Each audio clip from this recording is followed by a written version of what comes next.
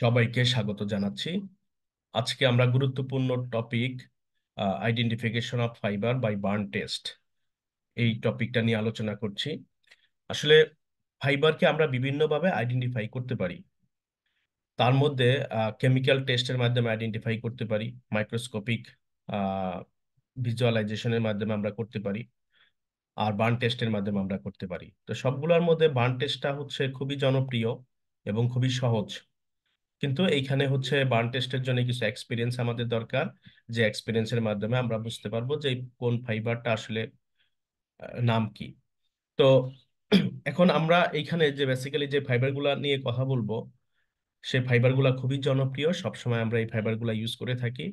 আমাদের গার্মেন্টস ইন্ডাস্ট্রিতে এই ফাইবারগুলা আহ দিয়েই মূলত হচ্ছে গার্মেন্টস গুলা আমরা প্রডিউস করে থাকি। এখন এই ফাইবারগুলা ক্ষেত্রে অনেকাংশে আমাদের মধ্যে দ্বিধাদ্বন্দ্ব তৈরি হয় যে কোন ফাইবারটা পলিয়েস্টার বা কোন গার্মেন্টসটা নাইলন দিয়ে তৈরি করা বা অ্যাক্রাইলিক দিয়ে তৈরি করা, উল দিয়ে তৈরি করা। এটা আমাদের আইডেন্টিফিকেশনের ক্ষেত্রে একটু টাফ হয়ে যায়। অনেক সময় আমরা কটনের সাথে অন্য ফাইবারগুলোকেও মিলিয়ে ফেলি যে আসলে এটা কি সুতি কাপড় নাকি অন্য অন্য ফাইবার দিয়ে তৈরি করা। অনেক সময় বাজারে গেলে যেটা হয় যে উল ফাইবার, অ্যাক্রালিক ফাইবার তৈরির সোয়েটার গুলাকে উল ফাইবার হিসেবে আমরা আহ কিনতে দেখি। তো সেই ক্ষেত্রে হচ্ছে আমার মার্কেটের ক্ষেত্রে স্পেশালি যারা টেক্সটাইল ইঞ্জিনিয়ার, যারা ডিজাইনার এবং যারা মার্চেন্ডাইজার, তাদের জন্য ফাইবার আইডেন্টিফিকেশনটা খুবই জরুরি। তো আজকে আমরা আসলে বেসিক্যালি বার্ন টেস্টের মাধ্যমে আইডেন্টিফিকেশন প্রসেসটা বলবো। এইখানে হচ্ছে যদি আমরা একে একে শুরু করি, কটন ফাইবারের ক্ষেত্রে কটন ফাইবারকে যখন আমরা বার্ন টেস্ট করব, কটন ফাইবার মধ্যে কটন ফাইবারকে বার্নিং করলে যেটা দেখা যাবে যে এই ফাইবারের আসলে বার্নিং এর প্রতি, ফায়ারের প্রতি অনেক বেশি অ্যাফিনিটি আছে, অনেক বেশি তার আকর্ষণ আছে। তো এইখানে যেটা বলা হয়েছে ইগনাইটস দা রেডিলি, ইগনাইটস রেডিলি মানে সে রেডি, আগুন নেবার জন্য সে রেডি, একেবারে রেডি। তো এখানে ইনফ্ল্যামের অবস্থা যেটা হবে, ফায়ারের অবস্থা হবে হচ্ছে বার্ন কুইকলি, মানে র্যাপিড বার্নিং বেসিক্যালি কটন ফাইবারের। কটন ফাইবার যখন আমরা বার্ন করব, তখন আমরা স্মেল পাবো পাবো হচ্ছে পেপার বার্নিং এর, পেপারে বার্নিং এর স্মেল পাবো। আর যখন ফাইবার গুলা বার্ন হয়ে যাবে, তখন দেখা যাবে যে কিছু ফায়ার থেকে যায়, যেটা আস্তে আস্তে মুভ করতে থাকে। মুভ করার পরে আমরা একটা সফট গ্রে অ্যাশ, অ্যাশ পাবো আমরা, একেবারে গ্রে কালার অ্যাশ। কিন্তু আমরা যদি একটু খেয়াল করি যে খুবই মানে ফাইন অ্যাশ আমরা পাবো। আর এই অ্যাশ গুলা হচ্ছে মানে খুবই কম পরিমাণ। তো অ্যাশ বা রেসিডিউ হচ্ছে আমি খুবই কম পরিমাণে পাবো। আর কটন ফাইবার বার্ন করার সময় আমরা একটু অডরটা নেবার চেষ্টা করব। অডরটা অবশ্যই পেপার বার্নিং এর যে অডর আছে সেই অডরটা আমরা পাবো। উল ফাইবার যদি বার্ন হয়, তাহলে উল ফাইবার গুলাকে আসলে বেসিক্যালি বার্ন হওয়ার সময় ফায়ারের কাছে নিলে এটা একটু শিং করে, যেটা আমরা বলেছি মেলস ওয়ে, মানে আগুন গলবে, আগুন থেকে একটু দূরে সরে যাবে, গলবে দূরে সরে যাবে, মেল্ট অ্যাওয়ে হবে। আর বার্ন স্লোলি, কটন ফাইবার যেরকম বার্ন হয় র্যাপিডলি, এখানে অতটা র্যাপিডলি বার্ন হবে না, স্লোলি বার্ন হবে। আর এই যেটা খুবই গুরুত্বপূর্ণ বিষয়, হেয়ার বার্নিং স্মেল আমরা পাবো। আমাদের মাথার চুল বার্ন করার পরে যে স্মেলটা হয়, ওরকম স্মেল আমরা উল ফাইবারের ক্ষেত্রে পাবো। এইখানে ডার্ক অ্যাশ আমরা পাবো। এখন উল আর সিল্ক, যেহেতু দুইটাই প্রোটিন ফাইবার, দুটো ফাইবারই এনিমাল থেকে সংগ্রহ করা হয়, তো সেই ক্ষেত্রে এই দুটো ফাইবারই সেম ক্যারেক্টারিস্টিক্স আমরা পাবো। মানে উল ফাইবারের যে বৈশিষ্ট্য, বার্ন করার পরে যে যা আমরা ক্যারেক্টারিস্টিক্স পাবো, সিল্ক ফাইবারের সেম ক্যারেক্টারিস্টিক্স আমরা পাবো।